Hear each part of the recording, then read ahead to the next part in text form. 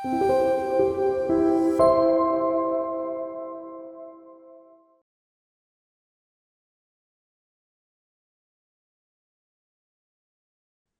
છે આપ સૌનું ના હોય પોડકાસ્ટ પર. હું છું આપનો દોસ્ત રોયલ રાજપૂત અને આજે આ મારો ફર્સ્ટ વર્ચ્યુઅલ પોડકાસ્ટ છે. અ, ગીતાબેનને તો આપ સૌ કોઈ જાણતા હશો, અ, અમારા સૌપ્રથમ મહિલા ગેસ્ટ અને પાટીદાર અગ્રણી નેતા, કોંગ્રેસ પ્રદેશ મહામંત્રી. શ્રીમતી ગીતાબેન, અ, આપનું સ્વાગત છે ના હોય પોડકાસ્ટ પર. Thank you. ગીતાબેન, આપણે જે લાસ્ટ ચર્ચા કરી હતી એમાં એક આપણે ભાગેડુ લગ્નનો મુદ્દો ઉઠાવ્યો હતો અને એમાં યુટ્યુબમાં પ્લસ ઇન્સ્ટાગ્રામમાં આપણને બહુ જ સપોર્ટ મળ્યો, બહુ સારા એવા વ્યૂઝ આવ્યા. અને સરકારે બી આપણે પોડકાસ્ટ 3-4 મહિના પહેલા રેકોર્ડ કર્યો હતો અને અત્યારે એ મુદ્દો સરકારે હવે એ નિયમો લાગુ કર્યા છે અને તમે કહેતા હતા કે અમે જાણીએ છીએ કે આ સરકાર પાસેથી કઈ રીતે વસ્તુ પડાવીને લેવી.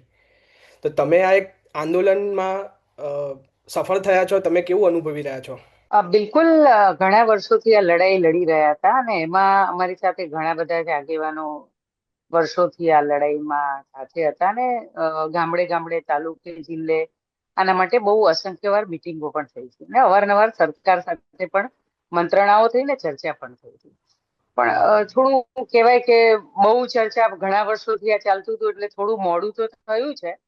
કદાચ થોડું વહેલું કર્યું હોત તો ઘણી દીકરીઓના ભવિષ્ય પણ સુધરી જતા હતા. આખરે પણ સરકારે આ વિધાનસભાની અંદર બિલ રજૂ કર્યું છે. હજુ માત્ર ખાલી બિલ મૂકવામાં આવ્યું છે. એ જી બિલ જી. મુકાશે પછી એના ઉપર ચર્ચા થશે. જી. ચર્ચા થયા પછી આપણે ઘણીવાર જોયું છે કે એવા અસંખ્ય બિલો વિધાનસભાની અંદર આવે છે. તો એને પછી ઘણીવાર કોર્ટોની અંદર ચેલેન્જ પણ થાય છે. ચેલેન્જ થયા પછી એ બિલ ટકતા પણ નથી કાયદાના રૂએ. આપણે જોવા જઈએ તો આપણે એટલા બધા કાયદાના જાણકાર તો નથી, જી જી જી. પણ જે ખરેખર વકીલો અને હાઈકોર્ટના વકીલો હોય એ બધા બહુ આ મુદ્દા ઉપર એટલે આના ઉપર બહુ કામ કરતા હોય છે. એટલે કાયદો મૂકવાથી આમાં જીત મળી જાય છે એવું અત્યારે માની ન લેવાય. સરકારે એક પહેલ કરી છે ચોક્કસ.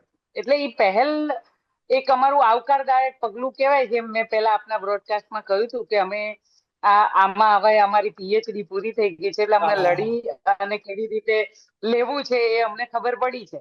Yes yes. પણ એની સાથે આપણને રોયલભાઈ જેવી રીતે આપણા બ્રોડકાસ્ટમાં સમર્થન, સહકાર, સપોર્ટ મળ્યો, એ શા માટે મળ્યો?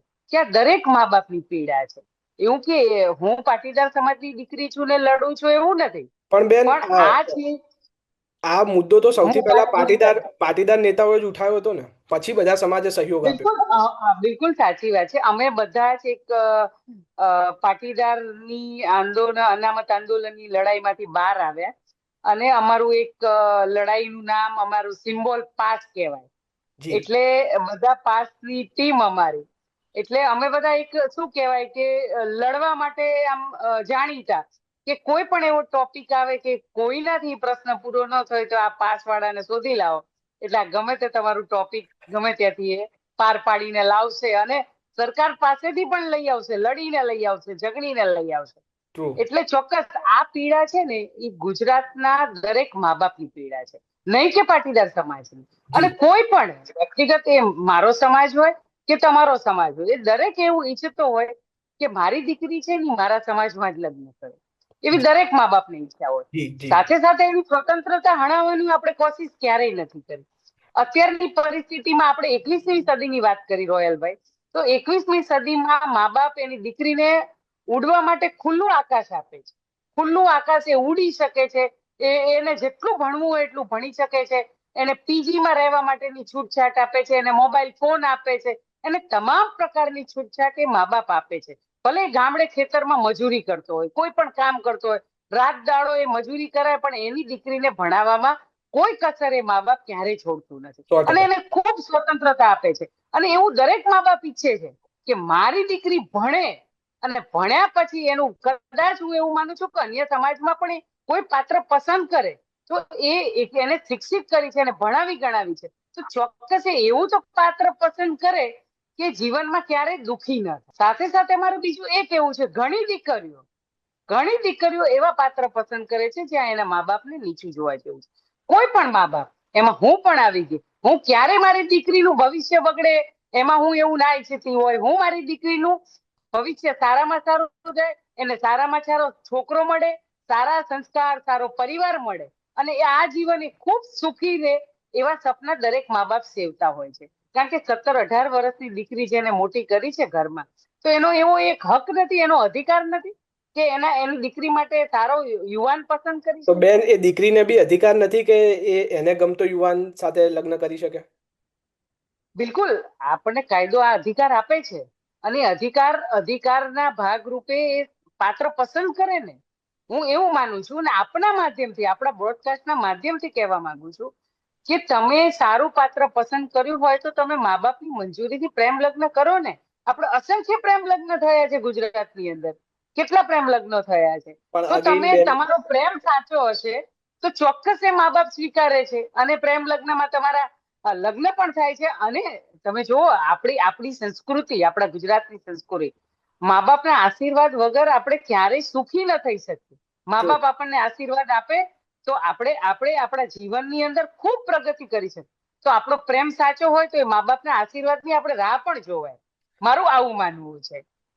બેન, 100% સાચું માનવું છે. પણ આજે અત્યારે હમણાં હું સોશિયલ મીડિયામાં જે છેલ્લા 3-4 દિવસથી ટ્રેન્ડ જોઈ રહ્યો છું કે અમુક યુવાનો તો કમેન્ટ્સ એમ કરતા હતા કે આજે બધી મુદ્દામાં કે અત્યારે જ ભાગવાનું શરૂ કરી દો, શું ખબર કાયદો કાલે ઉઠીને લાગુ થઈ ગયો તો એવું દરેક દર્શક મિત્રોને હું જણાવી દઉં કે એવું તાત્કાલિક ત્વરિત તમે ડિસિઝન કંઈ ના લઈ લેશો. શાંતિથી આ બધું હજુ બહુ ઇનિશિયલ ફેઝમાં છે.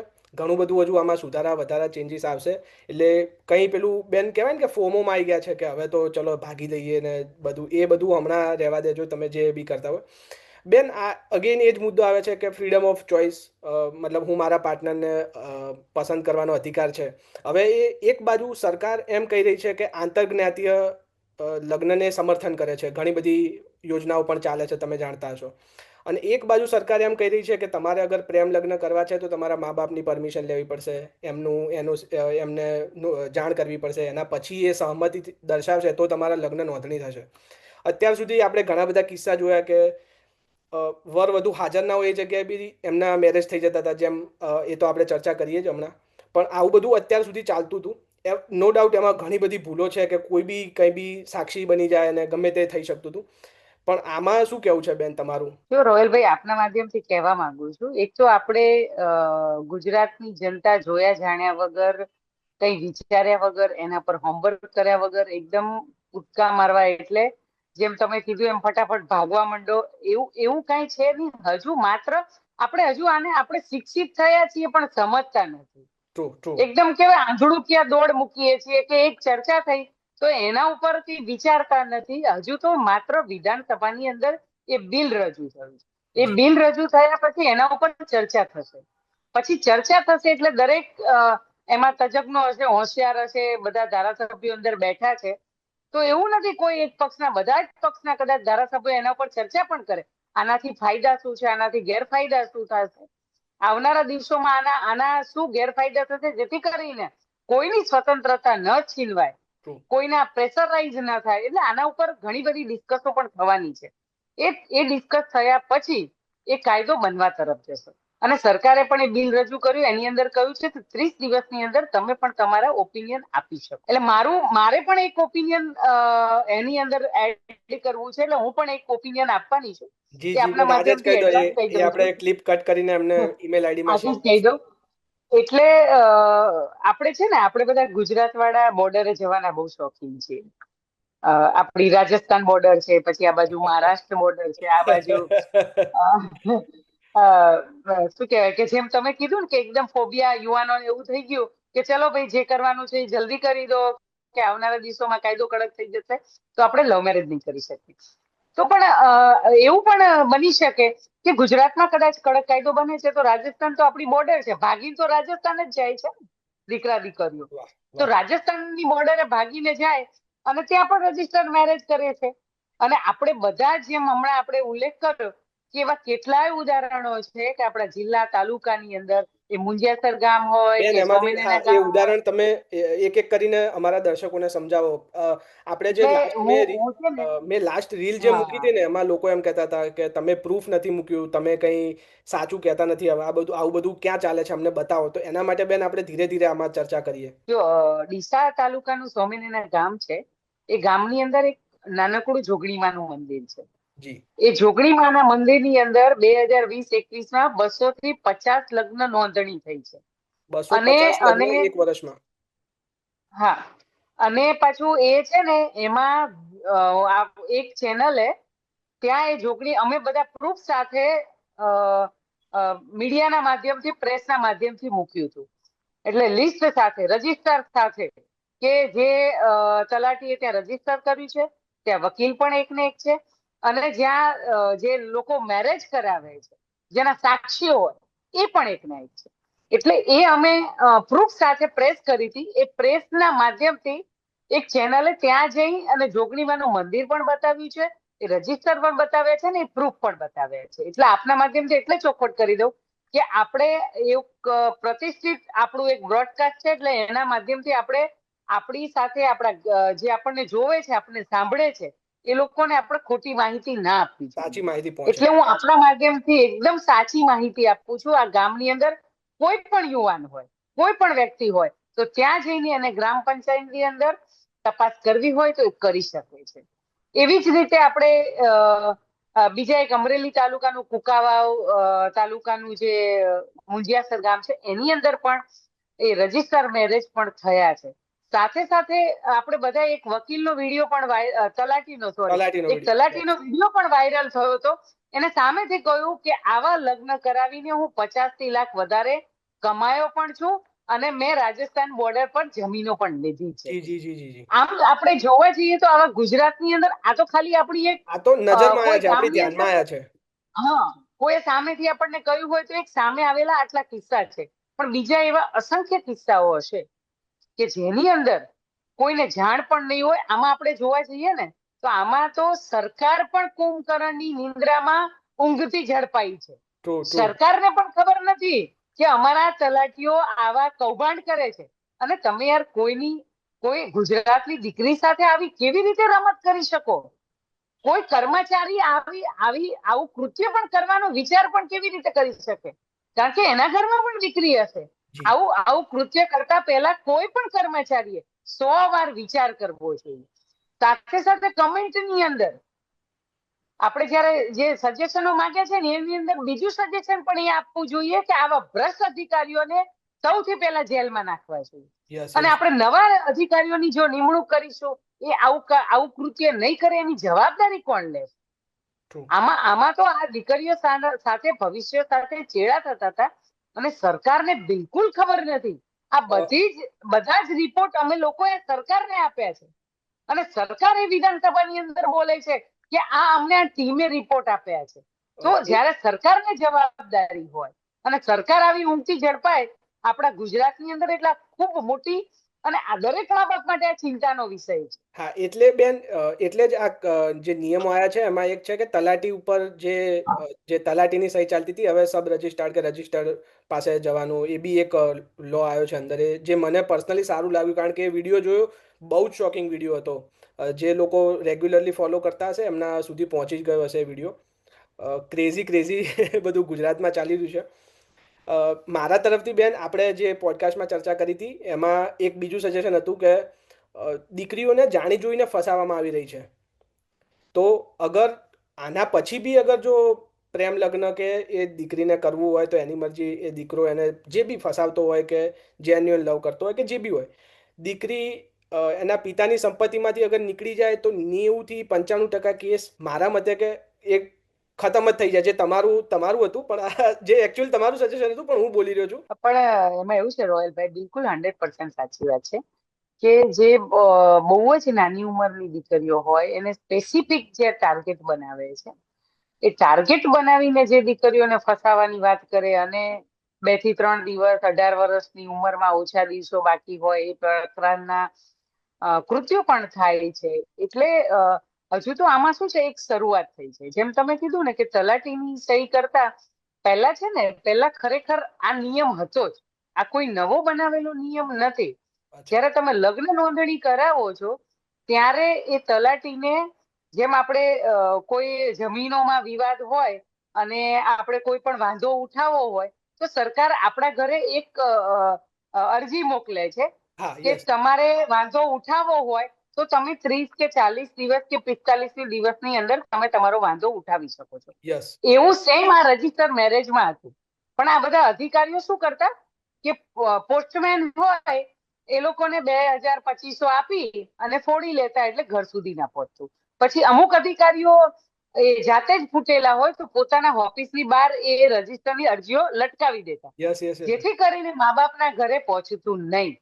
એટલે હજુ આ ખરેખર કાયદો છે એ ગુજરાતમાં કોઈના મા બાપને ખબર જ નહોતી. એટલે આ બધું છે ને એ પોસ્ટમેન ફૂટી હા. જાય, પૈસા ખવાઈ જાય, પછી ઉપરના અધિકારીઓ પૈસા લઈ લે તો તમારા ઘર સુધી અરજી ના પહોંચે. એટલે આ આપણે ગુજરાતની અંદર આ બધી ભ્રષ્ટાચારની, ખાવાની આ બધી નીતિઓ છે, એમાં એમાં આપણી ગુજરાતની દીકરીઓ ભોરવાય છે. અને જી. હવે જે નવા નિયમ માટે જે હર્ષ સંઘવીએ વાત કરી છે, આમ તો હું તો એક બહુ સારા ઘરની, સારા સંસ્કારી છું, એટલે હું જે બધા શબ્દો વાપરે છે એવું અભણ શબ્દ હું નહીં વાપરું. પણ આપણા ગૃહ રાજ્યમંત્રી ડેપ્યુટી સીએમ તરીકે જેવી રીતે એમની સ્પીચ હતી મીડિયાના માધ્યમથી, જેવી રીતે બહુ ખેંચીને તાણીને બોલતા હતા, એમાંનું બિલકુલ આ સરકારે અભણ ગૃહ રાજ્યમંત્રી હોય ને, અભણ સરકાર ચાલતી હોય ને એવું બિલ રજૂ કરીને, એવો કાયદો જાહેર કરી અને ગુજરાતના મા બાપને આ એકદમ ભોરવવાની વાત કરી છે. બાકી આ કાયદાની અંદર એમને જે વાત કરી છે ને, ગુજરાતના મા બાપને છેતરવા માટેની વાત કરી છે. આ કાયદો કે મા બાપની મંજૂરી સિવાય લગ્ન નહીં થાય એવી એ સરકારને બિલની અંદર રજૂઆત જ નથી કરી. એમને શું કહેવામાં આવ્યું છે કે તલાટી પછી જે અધિકારી આવે છે એ અધિકારી પાસે જશે અને એ મા બાપને પણ સાંભળશે અને એ દીકરા દીકરીને પણ સાંભળશે. પછી નિર્ણય છે એ મામલતદાર લેશે. અચ્છા. મા બાપની મંજૂરી વગર લગ્ન નહીં થાય એવો કોઈ બિલની અંદર રજૂઆત કરવામાં આવી નથી. પણ એમાં બેન આવી ગયું ને કે 10 દિવસ તમે અગર આજે નોંધણીમાં નંબર મૂકો છો તો 10 દિવસ સુધીમાં તમારા પેરેન્ટ્સને ડિજિટલી યા કોઈ બી રીતે મેસેજ પહોંચાડવામાં આવશે, પ્લસ આ બધું એક પોર્ટલમાં નાખવામાં આવશે. તો એ તો થઈ ગયું ને, મતલબ કે 10 દિવસમાં એટલે સાંભળો, એમાં એવું છે કે તમે એ અરજી લઈ અને હું મારો વાંધો ઉઠાવી શકું, પણ મામલતદારને પાવર આપવામાં આવ્યા છે કે એના મા બાપને પણ સાંભળશે અને એક દીકરા દીકરીને પણ સાંભળવામાં આવશે.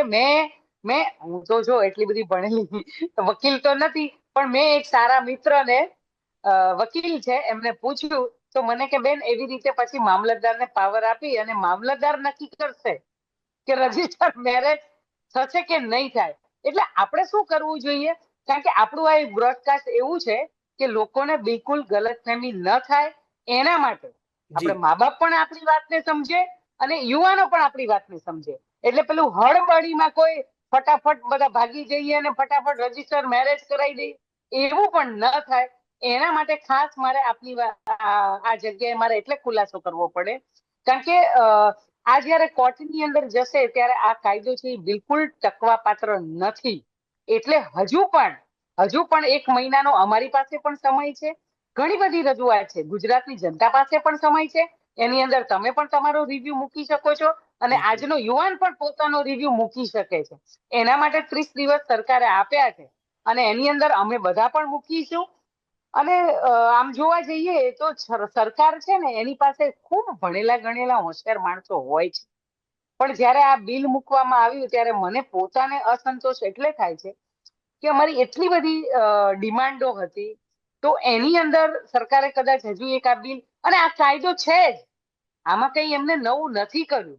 એમને નવું કરવું હતું તો કે મા બાપ વાંધો ઉઠાવી શકે તો રજીસ્ટર મેરેજ ન થાય એવો કોઈ કડક કાયદો બને તો હું એવું માનું છું કે તો મા બાપની મંજૂરી ગણાય.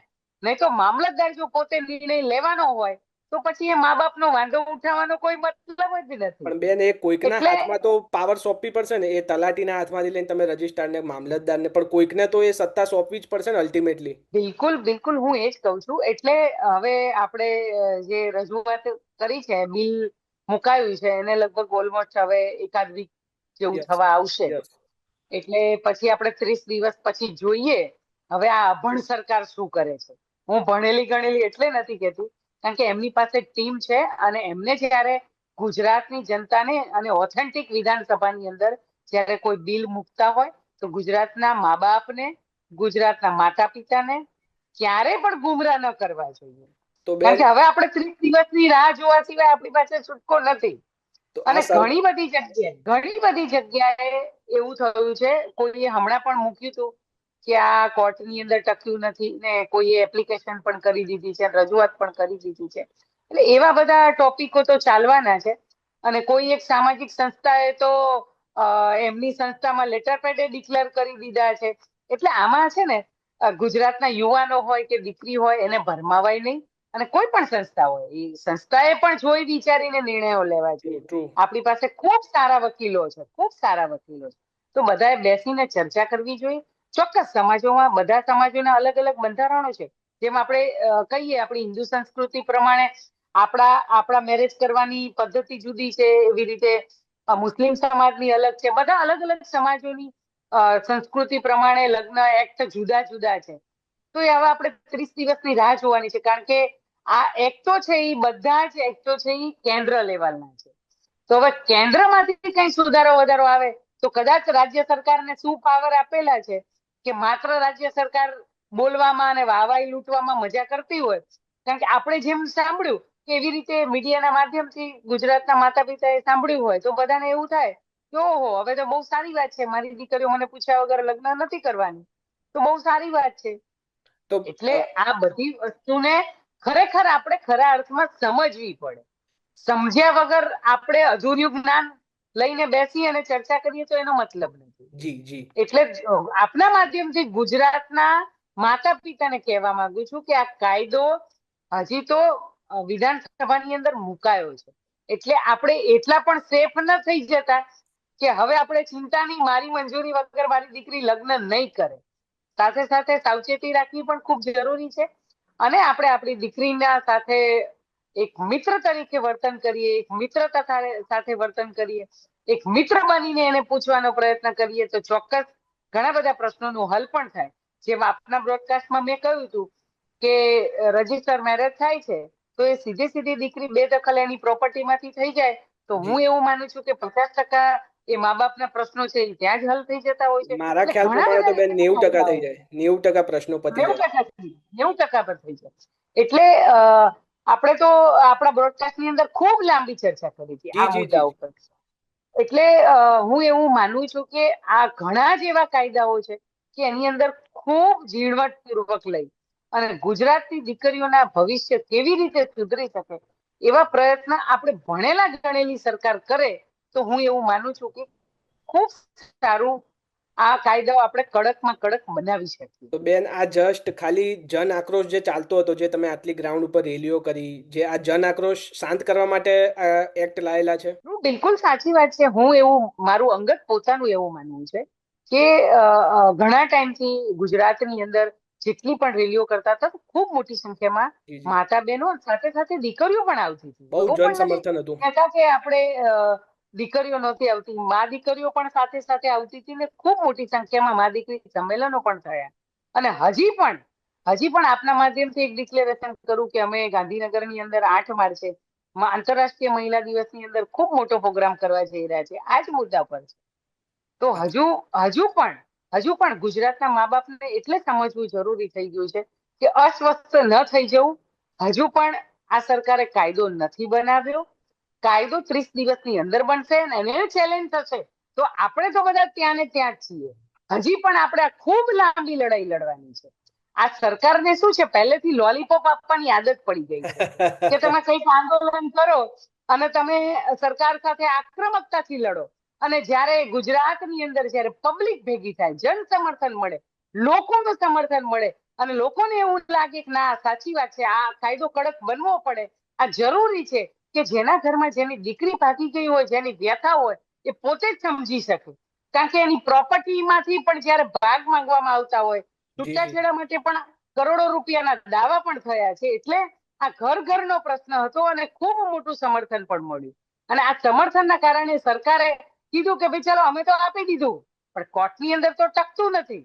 પણ તો સરકારે પણ એવા કાયદાઓ બનાવવા જોઈએ જેથી અંદર કોર્ટની અંદર પણ ટકે અને એની અંદર પણ ગુજરાતના મા બાપ પણ અસ્વસ્થ થાય કે વાંધો નહીં, હવે ચિંતાની, સરકારે કડક કાયદો બનાવ્યો છે તો ભવિષ્યની અંદર કોઈ મારી દીકરીને છેતરપિંડીથી મારી દીકરીને કોઈ ભગાડી નહીં જાય, કોઈ હેરાન નહીં કરે, કોઈ એને પરેશાન નહીં કરે, મારી દીકરીને કોઈ મળવા નહીં દે, એવા પ્રશ્નો ન ઉભા થાય. એટલે સરકારે બહુ જોઈ વિચારી માત્ર ગુજરાતની જનતાને અસંખ્ય વાર લોલીપોપો આપ્યા છે.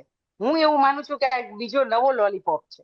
આવનારા દિવસોમાં કાયદો ટકે અને ગુજરાતના માતા પિતાને કડકમાં કડક કાયદો મળે, પોતાની દીકરી આ ગુજરાતની અંદર સેફ ફીલ થાય, એવી આશા આપણે બધા સાથે રાખીએ છીએ. અને અમે તો લડનારા વ્યક્તિઓ છીએ અને અસંખ્ય વાર લડીએ છીએ અને હજુ પણ લડતા રહીશું. અમે કોઈ લવ મેરેજની વિરુદ્ધ નથી.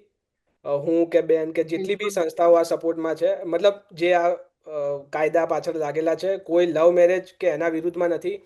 આ જે ટાર્ગેટેડ દીકરીઓને, મતલબ દીકરીઓને ટાર્ગેટ કરીને કે 18 વર્ષ થવાના હોય અને ફસાવવામાં આવે છે. જે અમે બેન સાથે બેન આઈ ગેસ 1.25 કલાક ઉપરનો ઇન્ટરવ્યૂ કર્યો છે આખો, જેમાં બેને આખી સરસ રીતે સમજાવ્યું છે કે કઈ રીતે દીકરીઓને ફસાવવામાં આવી રહી છે.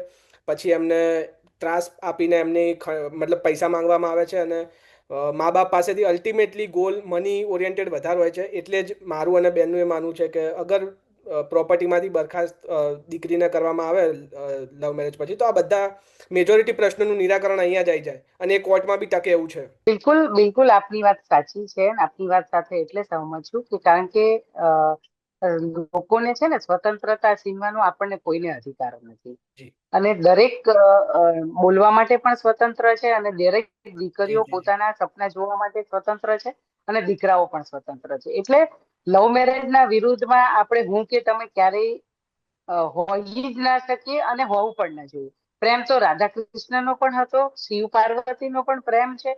એટલે પ્રેમના વિરોધી આપણે ક્યારેય નથી રહ્યા અને રહેવું પણ ન જોઈએ. પણ સાથે સાથે આવા જયારે કિસ્સાઓ ગુજરાતની અંદર બનતા હોય ત્યારે ચોક્કસ એક સામાજિક આગેવાન તરીકે સમાજની દીકરીઓની ચિંતા એ તમે એક પત્રકાર તરીકે તમારે ચિંતા વ્યક્ત કરવી પડે સમાજની અંદર. જી અને બેન. એક સમાજના આગેવાન તરીકે મારીને તમારી જવાબદારી બને છે કે ગુજરાતની અંદર કોઈ પણ દીકરીને આવી છેતરપિંડીમાં છેતરાય નહીં, એના માટે આપ સૌએ સાથે મળીને આપણે ચિંતા કરવી જોઈએ એક સમાજના આગેવાનો તરીકે. અને આપણું એક પ્લેટફોર્મ જ એના માટે છે કે જી સાચી જી જી માહિતી આપણે ગુજરાતની જનતા સુધી પહોંચાડી શકીએ અને ખૂબ સારી હેલ્ધી ચર્ચા પણ કરી શકીએ. એટલે કોઈ યુવાનોએ હળબડીમાં કોઈ નિર્ણય લેવાની જરૂર નથી. હજુ તો કાયદો કડક બને અને સાથે સાથે કોઈએ પણ, હું તો એવું કઉ છું, કોઈ પણ યુવાન હોય, કોઈ પણ દીકરી હોય, સમજ્યા વિચાર્યા વગર કોઈ નિર્ણય ન લેવો જોઈએ. અને આપણા ઘરમાં પણ કોઈની બેન હશે, દીકરી હશે, તો આપણે પણ કોઈની દીકરીને છેતરવાનો પ્રયાસ ન કરવો જોઈએ. બધી માતા ને બહેનોને આપણે ઇજ્જતની દ્રષ્ટિએ જોવા જોઈએ. ને આપણે આ ગુજરાતની અંદર બધા સાથે મળીને, આપણી સંસ્કૃતિ એવી છે કે આપણે આપણી સંસ્કૃતિમાં માં અંબાને પૂજીએ છીએ, માં બહુચરને, માં ઉમિયાને. આપણે શક્તિને પૂજનારા લોકો છીએ. તો એ શક્તિને પણ આપણે જે સાચી શક્તિ છે એને પણ આપણે પૂજનીય વંદનીય માનીએ અને ગુજરાતની અંદર કોઈ પણ દીકરીને આપણે ખોટી રીતે ન ફસાવી એવી વિનંતી કરું છું. અને આપનો ખૂબ ખૂબ આભાર. આપણે આ ગુજરાતની જનતાને સાચી માહિતી આપી શક્યા અને આવનારા દિવસોમાં હજી પણ ઘણા પ્રશ્નો હશે તો આપણે એ પ્રશ્નોના મુદ્દે લડતા રહીશું અને ખૂબ આગળ આપણે કામ પણ કરતા રહીશું. જી જી બેન, આ ચેનલ ના હોય એના માટે જ બની છે કે તમારો કંઈ બી પ્રશ્ન હોય, નીચે મેલ આઈડી આપેલી છે, તમે અમને એની ટાઈમ સંપર્ક કરી શકો છો, અમારી સાથે જોડાઈ શકો છો અને તમારે જે બોલવું હોય એ ખુલીને બોલી શકો છો. અમે કોઈ જગ્યાએ કોઈને રોકતા નથી. એ બેનને બી ખ્યાલ છે કે અમે કોઈ જગ્યાએ કોઈ સ્ક્રિપ્ટેડ કે કશું જ કરતા નથી. તમારે જે બોલવું હોય, તમારી અભિવ્યક્તિ મતલબ જે વ્યક્ત કરવી હોય તમે કરી શકો છો. બેન, ધન્યવાદ તમે જોડાયા અને આ કાયદાનું બધાને જ્ઞાન આપ્યું કે અડધી લડાઈ જીત્યા છીએ, હજુ તો આપણે પૂરી નથી જીતી ગયા. ધન્યવાદ તમે જોડાયા એના માટે. ખૂબ ખૂબ આભાર. Thank you.